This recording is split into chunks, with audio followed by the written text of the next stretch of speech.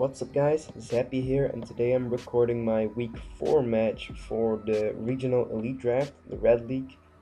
This may be confusing because my last upload was probably my week 2 match, but that's because my week 3 match was deleted because of the replay stuff, and I know there's a good chance the replays will be back, but that's why I'm recording this video first. I'm probably still gonna record my week 3 match, but it'll just be up a bit later. Spoiler alert, I did win that game, so I'm now 3-0 undefeated, and this week I actually face Alex, coach of the Kansas City Cubones. Now, Alex is a really good player. He's very underrated, I feel. He's not very well known in the general community, but he's 2-1 right now, and he actually won 3 out of the last 4 championships in red. He beat me in season 3 finals, so I kind of want my revenge. But yeah, I'm really looking forward to this game. I'll wait. Let me start over here. Let me read off his team first. He has got Gengar, Z Gengar, that is, Necrozma, Fortress, Vaporeon, Sceptile, Type Null, Megalob, Togekiss, Rotom Heat, Flygon, and Greninja. Now, it's probably on the screen, same as my team. But looking into this matchup, I'd say it's pretty even. He's got some big threats versus me. For example, Gengar, something like I expected a Will-O-Wisp Reflect type set to potentially beat my Skuntank, and it could also beat my Scizor. And Greninja is a huge threat because it just basically tweet kills my entire team. I'm really weak to Dark, and my Dark resist, like Skuntank gets tweet killed by a Hydro Pump. My Inferno just dies to a Hydro Pump, and Whimsicott takes a shit ton and dies to a Gunk Shot, or takes a shit ton from an Ice Beam. So Greninja is a huge threat to me. Furthermore, Lob is pretty annoying, but my Uxie should be able to take it on. And as for my part of the matchup, Kyurem is really good this game. Same with my Nidoqueen, and my I actually have a really cool Skuntank set that actually works really well in this matchup as well. So looking into the team that I brought, first of all, I'm gonna go over my Kyurem set. My Kyurem set is Ice Beam, Roost, Toxic, and Sub. So this is a really cool Kyurem set because looking at his team, this just beats like everything. I've got ICMZ Ice Beam, which Oko's Gengar. I beat Necrozma. I just Toxic it and roost off any damage. Fortress is pretty interesting. ICMZ Ice Beam does a lot. Ice Beam itself does like 30% if it's Fist F as well. And with 28 defense investment, I actually take 2 heavy slams. And Gyro Ball, it does barely over 50. However, he only has 8 Gyro Balls, so I can root stall Fortress and potentially beat it. I can just sub Toxic Vaporeon.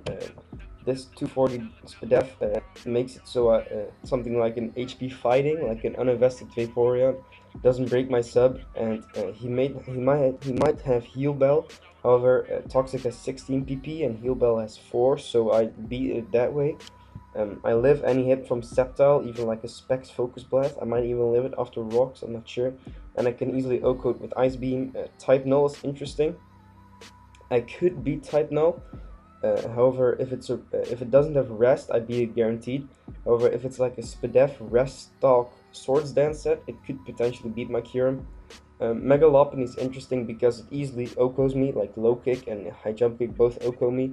However, I might be put in a scenario where it's Last Mon Kyurem versus Last Mon Lob, and he's at full HP, or he just tries to switch into my Kyurem. So with 4 special attack, Modest, these EVs make it so that an ICMZ Ice Beam actually OHKOs a Mega Lob that is speed creeping my Swallow after Rocks. So just in case I get put into the scenario, I can OHKO Mega Lob.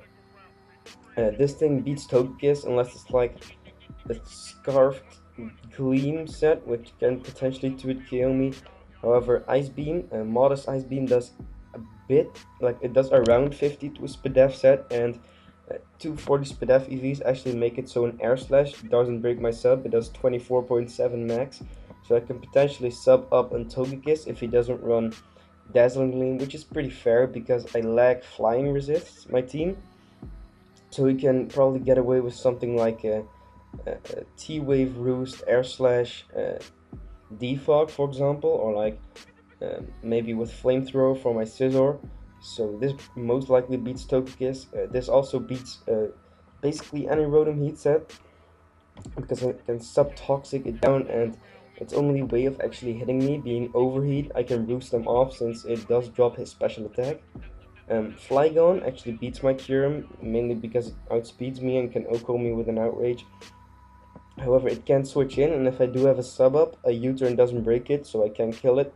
And Greninja. Now, Greninja is interesting because Kyurem is actually my Greninja switch in. With 240 SPDEF, Greninja doesn't kill me with 2 Life Orb Dark Pulses after rocks, and I can Life Orb stall it because I'm expecting Life Orb. Or I can just, like ICMZ does a lot, just Toxic it and Roost up.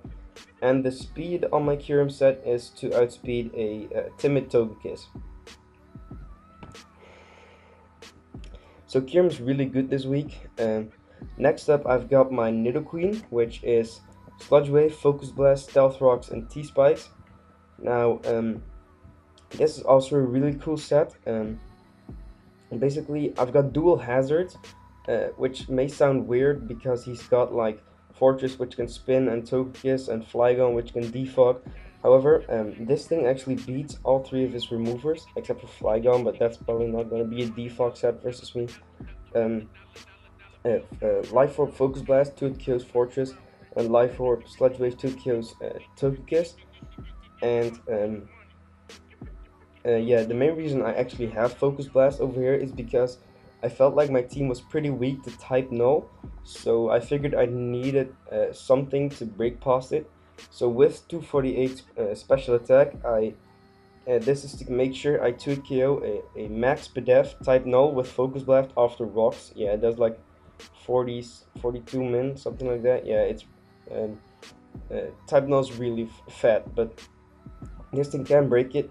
And as you can probably see, this set is hard-walled by Gengar.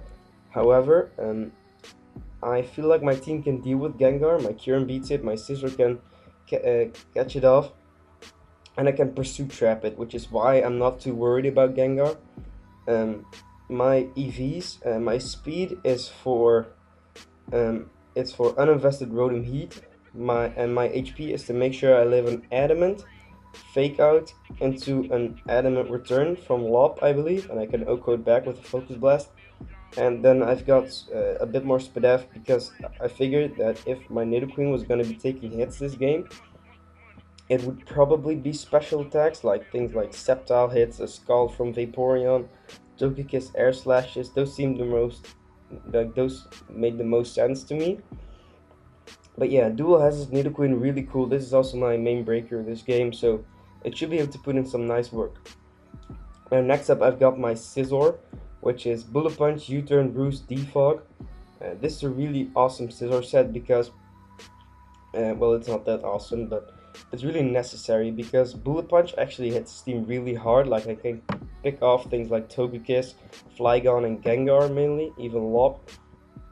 And Alex actually has a lot of hazards on his team. So he's got Spikes, Rocks, Fortress, he's got Spikes, T-Spikes, Greninja, and in his past games, he's shown to hazard stack a lot, mainly with Greninja and Fortress. So I really want to defog. So I just went with a pretty standard support Scizor.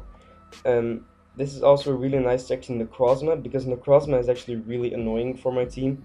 The set I expect is Psychic, Dark Pulse, EQ, HP Fire with an Expert Belt, because like that just hits my entire team really hard. However, this thing does live any HP Fire, even if specs might kill, but like an Expert Belt, I know I'll live. My EVs actually make sure the SPDEF is to take two Life Orb Shadow Balls from Gengar, so if it doesn't have HP Fire, I can roost up on it.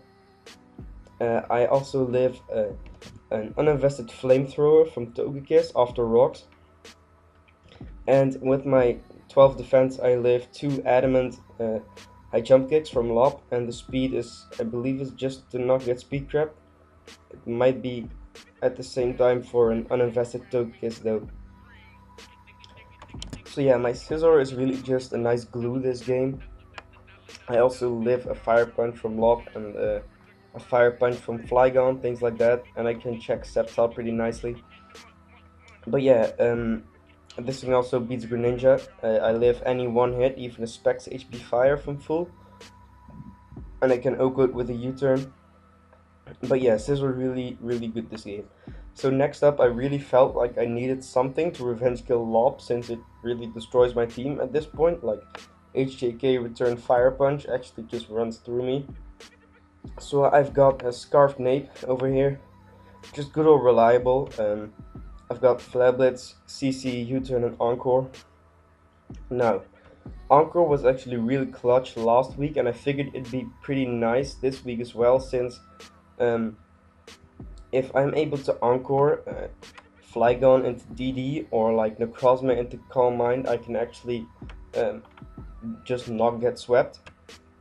This thing's mainly here to not lose to Mega Lob. I've got 192 Jolly, which is just enough to outspeed it's the Flygon, so I can CC it and just U-turn from momentum. It's just a pretty nice like a backup for Gengar. It also really helps with Gengar, since Scarf Flablets does a lot. Now next up, I've actually got a really cool and important set. This is my Skuntank. Now I've got Poison Jab, Pursuit, Taunt, and Toxic, with some pretty funky EVs. Now this Skuntank is actually really good versus team in general. Like it Pursuit straps Gengar, it beats Necrozma, it can taunt Fortress, it can taunt Vaporeon just so they can't heal or like set up hazards. I can beat Sceptile, I beat Type Null because I can taunt it. I can wear Lob down a lot. I can beat Togekiss. I can't really beat Rotom, however I can like chip it down with Toxic and P-Jab. I can't beat Flygon, however I can taunt it to make sure it doesn't set up 2 DDs. And P-Jab also does a lot to Greninja, so I can potentially smack that. Now these EVs, they make sure, let me see, the defense is to take 1 Adamant high jump kick from Mega Lob. The speed is for Togekiss, Timid Togekiss. The SPDEF is to take 2 Scarfed Focus Blasts or HP Grounds from Gengar, and the attack is to kill Gengar with a Pursuit if it's speed creeping my Infernape. So yeah, this Skuntank set is really cool, and I really think it can put in a lot of work this game. Now last of all, I still felt really weak to Lob, like I can't switch into it at all. So yeah, I went with a FizzDef Uxie. Now my moveset is Psychic, U-turn, Toxic, and Rest. It's pretty self-explanatory. I've got Psychic, which just hits Lob. Toxic, to Toxic things like Necrozma, Vaporeon, Togekiss, Rotom, things like that. I've got U-turn to potentially smack Greninja on a switch-in, and I can just gain momentum with it. And Rest because Mega Lob is a really big threat, and Rocky Helmet actually wears it down a lot.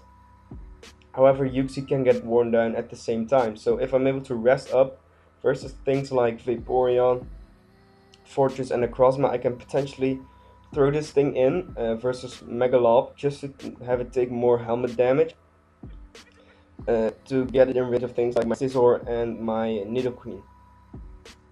I've just got Max FizzDef to take Mega Lob hits well. But yeah, that's my team. I'm sorry if my voice is a bit soft, but I've got a sore throat again. And I'm not really used to talking into a mic just yet. So this is all still kind of weird for me. But yeah, I'll see you guys in the battle. Just like a quick note, the 6 I expected this game were Gengar, Necrozma, Megalob, uh, Greninja, uh, probably Togekiss, and then either Fortress or Vaporeon. But yeah, I'll see you guys in the battle. Alright, looking at the matchup and the mons he brought, he decided to bring Type Null, Megalob, Necrozma, Rotom Heat, Greninja, and Togekiss. Now, there's no Gengar, which is good because a Will-O-Wisp Reflect type set was pretty annoying, and there's no Fortress, which is really nice because Fortress was actually really annoying to my Kyurem and my Scizor. Like it could also take on Yuxi, so I'm really happy not to see some of his mons. But yeah, this is definitely like a fine matchup for me.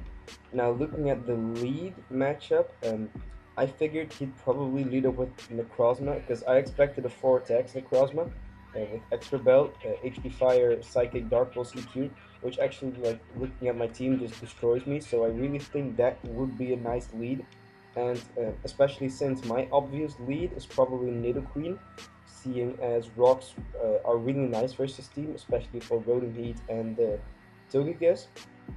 So anticipating the Necrozma lead, I figured my best thing to take it on or like attempt to 1v1 it would be my Skuntank. So um, I do lead off with my Skuntank, and he does lead off with this Necrozma, which is really good because right here he either is the expert belt set I expected, which doesn't kill me with an EQ, and I can potentially get off huge damage because he doesn't know my set. Like, my set doesn't actually do a lot to Necrozma. However, on paper I could be like a Bandit Crunch, which would do a lot.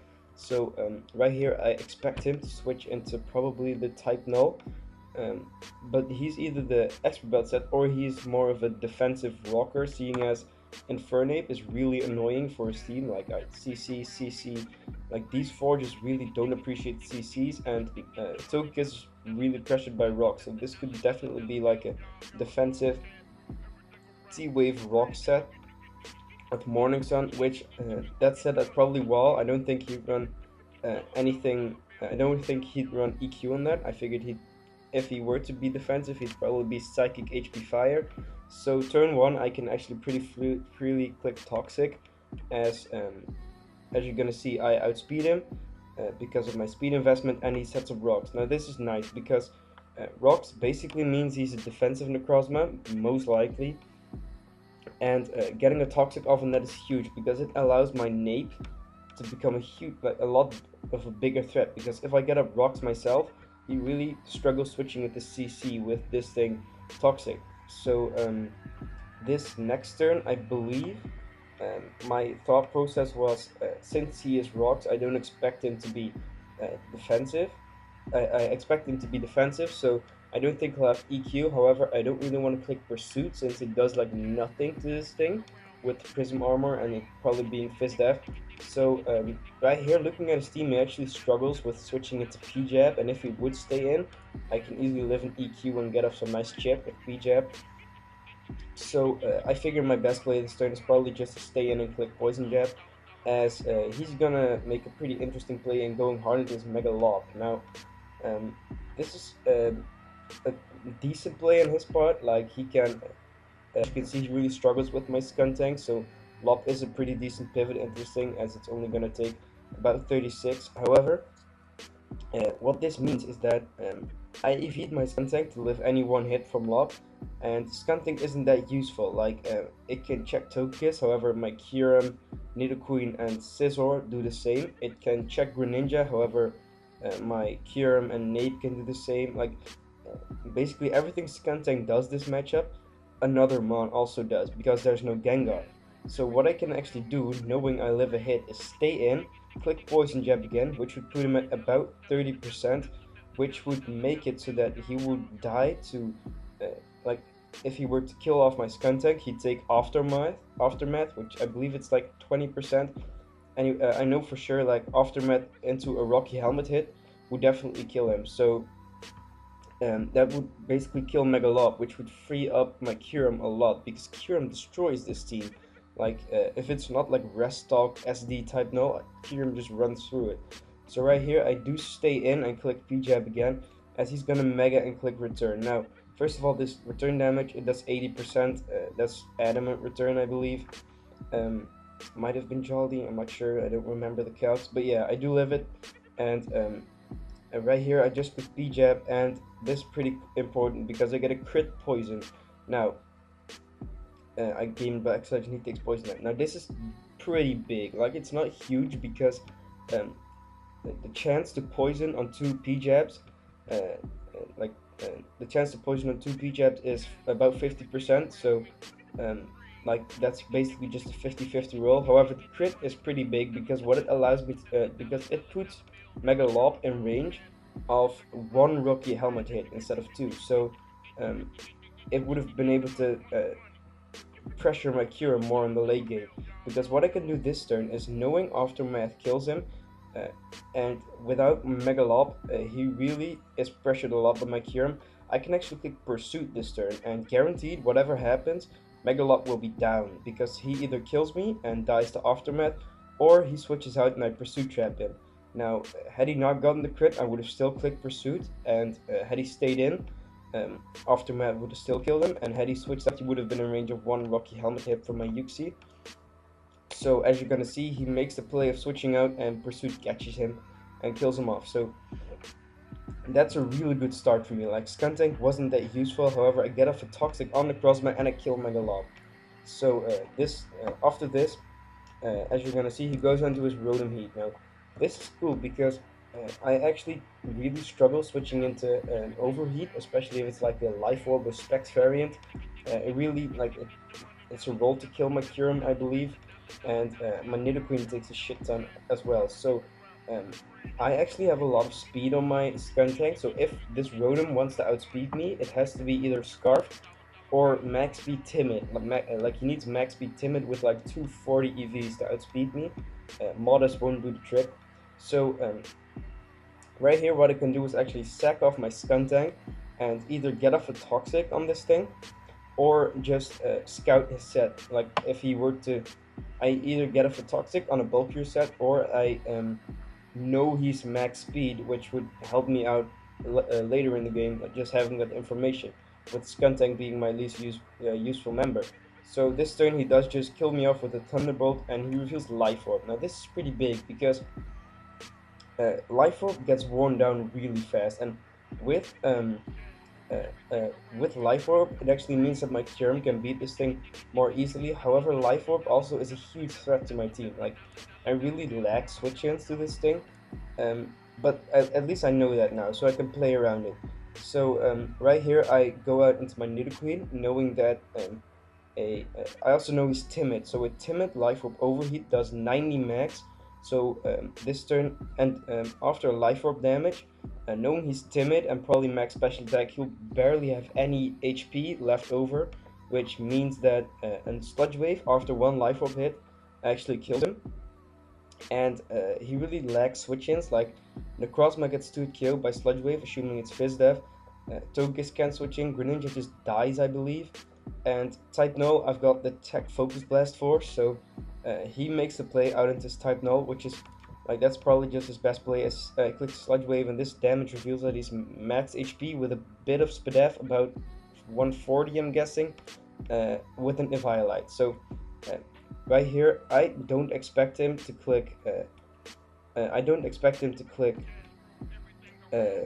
Rest, because I've shown that I can 3 KO this thing with my Sludge Wave, and he actually has a pretty free hit. So what I expected him to do this turn is actually U-turn out, since he can get a slow U-turn on my Nidoqueen and get in his Greninja, which destroys my team, or he could get off a U-turn on my switch into something like Uxie or Scizor, which would invite in, for example, the Rotom Heat or again the Greninja.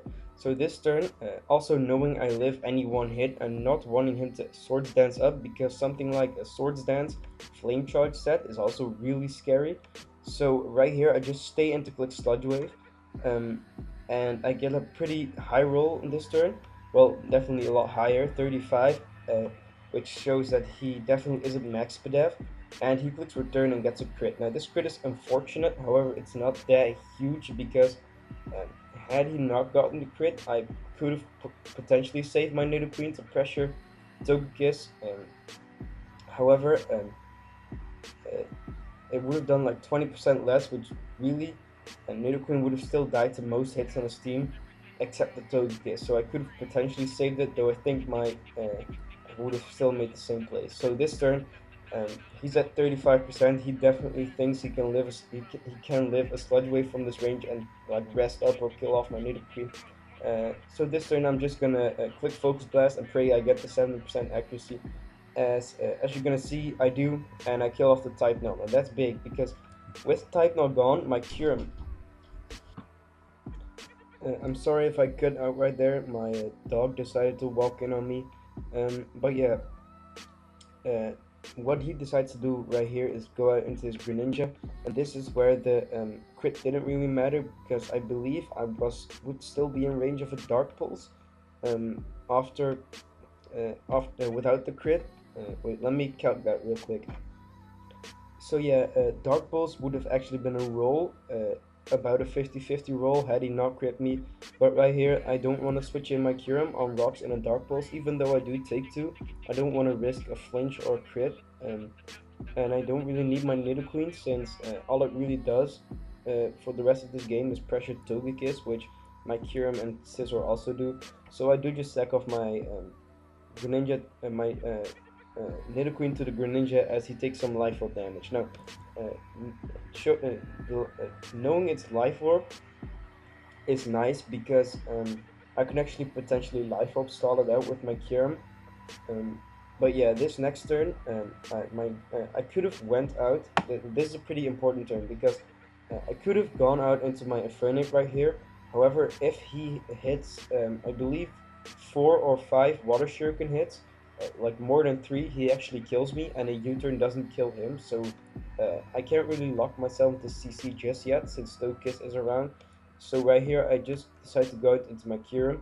I take rocks, and right here, I don't want him being like a mixed low kick variant because low kick does about 50% to me, and Dark Pulse also still does a lot. So this turn I'm just gonna scout and click Roost, like scout if he wants to stay in or not as he goes on to Togekiss. Now, with Togekiss being his switch into Kyurem Black, I figure he's probably a Spadef Yachi Berry variant, or potentially like a Scarf Dazzling Gleam set, which could live one Ice Beam. So I don't wanna Ice Beam on the Yachi and take a potential T-Wave or a Dazzling Gleam to the face. So this turn, I believe I'm going to switch out into my Uxie, as I go into Uxie as he puts Heal Bell. Now this is also pretty cool because with him having Heal Bell and he has to have Roost, that leaves him with 2 move slots. And he needs 3 moves to beat my team. Without Dazzling Gleam, my Kyurem walls him. Without a fire move, my Scizor walls him. And without a flying move, my Uxie, like he can't beat my Uxie since he can't flinch me. And my Infernape also kind of walls him. It does a lot better versus him. So he clicked Heal Bell, however Heal Bell has 7 PP left and Toxic has 16. So this turn I figure he's probably going to go into either Greninja or the Necrozma, or he's going to go for a Nasty Plot if he has it. So this turn I want to just click Toxic again, as he's going to go out into his Necrozma and he's just going to get Toxic again, which is really good for me. Now, this is a big turn because all I know about this Necrozma is that it has rocks and it doesn't have lefties. So at this point, I'm looking at my team and I figure this turn he's probably gonna click either T-Wave, HP Fire, or Dark Pulse. Now, I considered clicking U-turn this turn because I can just U-turn out of Necrozma. However, I know Alex is a pretty aggressive player, so if I click U-turn as he clicks either T-Wave or HP Fire on my switch into Scizor, that's really bad because my Scizor is my main check to Greninja at this point. And if I get my Scizor weakened, I could potentially die to an HP Fire, and I also still live a Flamethrower from Togekiss after rocks with being at full. So what I'm actually gonna do this turn is click Psychic, expecting him not to click Dark Pulse right here, and also scouting his set at the same time. So I do click Psychic. This damage revealed, I believe it was Fizz Def, doing 11 as he T-Waves me. Now this is amazing for me because with me being T-Waved, I can now get the slow U-turn, which gives me momentum. Because he's got T-Wave and Rocks. He needs Morning Sun, and he probably has Psychic as his last move. So what I can do right here is, because he's gonna take a bit of Toxic, his plays this turn are either clicking Morning Sun, stay at full, or going into Togekiss. So what I can do right here is get the slow U-turn out, because if he clicks Morning Sun, I get U-turn out, which does about 12%, I believe, and I get toxic damage, which would put him in range of another U-turn from Scizor into my Infernape. So basically I gain guaranteed momentum this turn, as I'm just gonna click U-turn as he goes out into Togekiss. Now this is this 3% shows me that he is a max HP Togekiss, so he's probably Spadef. And this turn I don't want to go into my Scizor, seeing as the Berry Fire Blast is like very possible, and I want to keep Scizor around for the Necrozma, and of course Nate is in play, so I'm going to go into my Current, because knowing he's max HP, he's probably not Scarfed, so I guarantee get off an Ice Beam on this thing, and I do live any one hit since I'm pretty specially defensive.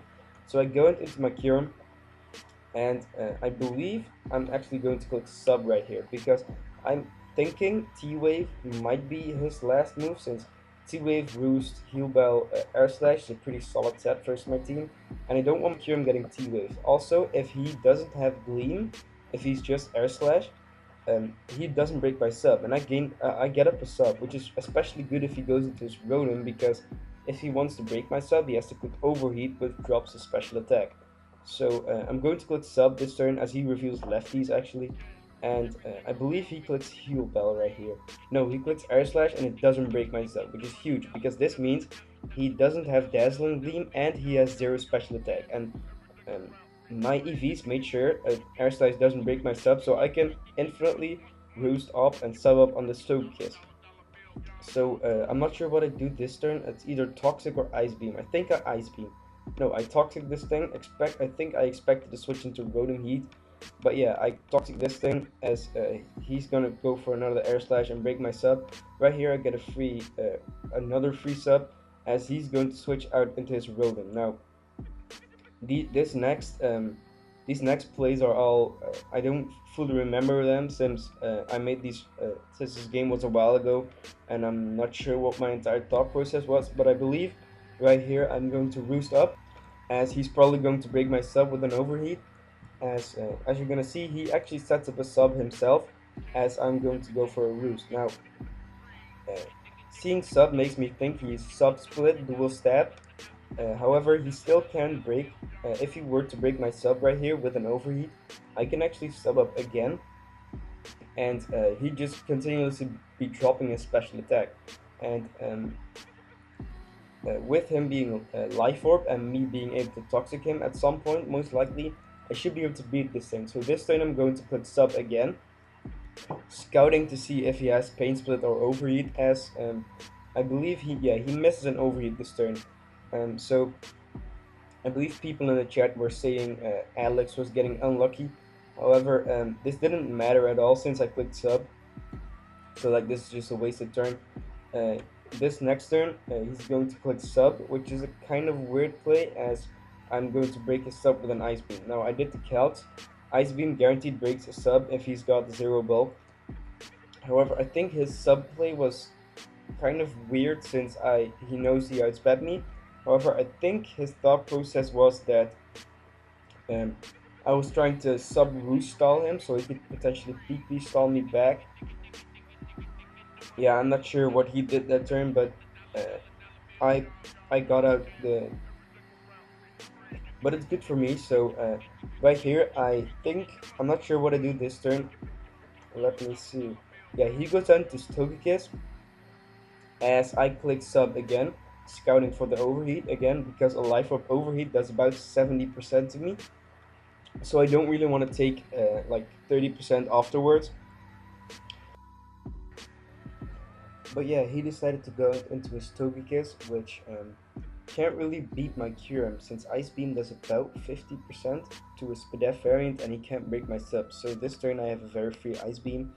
Um, as um, as you're gonna see, I do 52%, I believe. Yeah, as he's going to heal Bell off the toxic damage and he's going to gain Lefty. So um, the calc showed this is max Spadef, however, there's still a fair chance I knock the Togekiss out with the Ice Beam this turn, so I'm just going to go for that roll. As you're gonna see, he lives on 2% and he's able to boost up. So I don't really want to get min rolls every turn and have this Togekiss outstall me with Roost. So I'm just going to alternate between Ice Beam and Toxic for these next few turns. I'm not going to explain over them, um, but basically by doing this, I should be able to kill the Togekiss with Toxic and Roost. So while this is going on, I kind of want to ask you guys a quick question. Do you want me to go over the team build in a lot of detail, or do you want more of like a brief overview into some shorter videos? Because I'm really not sure, since last week's vid was like 40 minutes long, and this one's probably gonna be pretty long as well. So please tell me what you guys please tell me about that in the comment section. But yeah, looking at this game, he just missed an air slash on my Kyurem, which everyone thought this was big. However, um, he could have broken my sub, which he would have broken my sub this turn. However, I would have been able to sub up next turn and still beat the Togekiss. So yeah, I'm just going to click Ice Beam and kill him off this turn. And this next turn I actually misplay a bit because he goes out into his Necrozma and he's at 65%. Now I've got ICMZ Sub-Zero Slammer on this Kyurem, and if I click that this turn, Kyurem just wins, assuming I don't get like critted or flinched a lot. So I should have probably done that, since Sub-Zero Slammer was a really good chance to kill a Necrozma from this range. However, what I'm actually going to do this turn is basically I decided I wanted to keep my Sub-Zero Slammer to potentially smack Greninja a bit harder in the late game. So I'm actually going to Toxic this thing, as he's going to break my sub with an Ice Beam. Now with a Psyshock. Now right here I'm going to try to outstall this thing via Toxic damage, which was again maybe a bit of a misplay, but it's still going to work out in my favor somewhat, as I'm going to sub up again as he gets his second crit Psyshock, and this third turn I'm going to Roost up as he's going to get another crit Psyshock. However, it doesn't really matter on the first two, since it breaks my sub. However, it's pretty cool to see 2 crits in a row. But yeah, this next turn I don't really want to, since I've shown to Roost up, I don't really want to catch a potential T-Wave. So this turn I'm just going to click Ice Beam, since it most likely knocks him out. If he's Fizdef, it's guaranteed. If he's Spadef, it's a roll. However, he's most likely a Fizdef set, looking at my team, like checking Nape. So I just click Ice Beam and I knock out the Necrozma. Now, had I played that better, had I clicked Sub-Zero Slammer, I would have been behind the sub, which would have meant that Rotom Heat couldn't come in and revenge me, which now it can. And Greninja actually kills me with a Life Orb Dark Pulse after Rock, so I definitely misplayed a bit. However, this Kyurem set still did very well. So this next turn he's going to go out into his Rotom Heat, and I believe right here what I do is I think I go into Yuxi, as yeah I do, and he goes for an Overheat and misses. Now this may seem pretty big, however it's actually not that big, since I didn't need Rotom Weaken for anything, so it taking a bit of chip from my Yuxi doesn't really matter that much.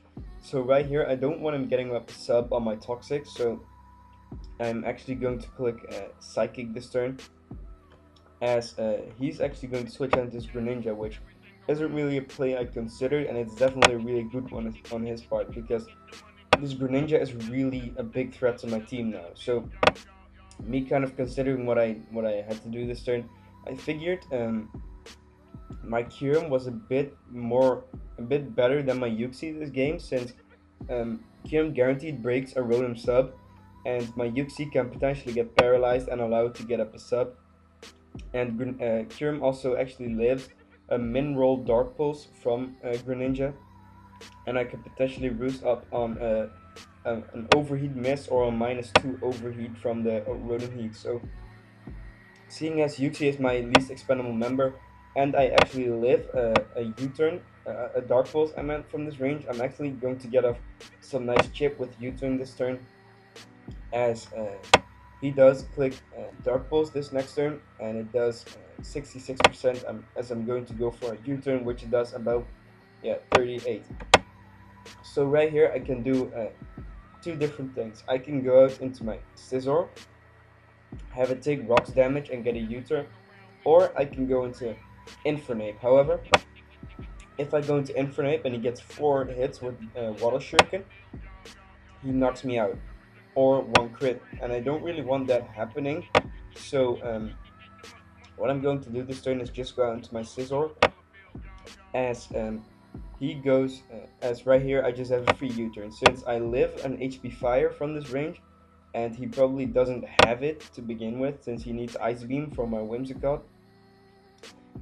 So his most likely play is to just go into his Rotom Heat, as I just get a U-turn off of that Rotom Heat, which actually does a lot. And right here I just go into my Infernape, which is a very safe play, because I just pick up a kill with CC as he sacks off the Rotom. Now, versus this Ninja, I could have potentially went hard Scizor on a Water Shuriken and then killed him with Bullet Punch into Life Orb Recoil. However, I didn't want him clicking HP Fire on my switch into Scizor and just beating my team. So what's my safer play this turn is actually just to sack off my Infernape to a Water Shuriken, as you're gonna see. He gets 3 hits. Now, had he gotten 2, I would have actually won this game 4-0. However, he got 3, which is reasonable, but just in case he did, I would have actually gotten up another differential. But yeah, my Nape dies, and right here I can just go out into my Scizor, and Bullet Punch into Life Orb Recoil will actually clean up this game. So that is a week 4 win versus Alex. GG to Alex. Definitely a very fun game.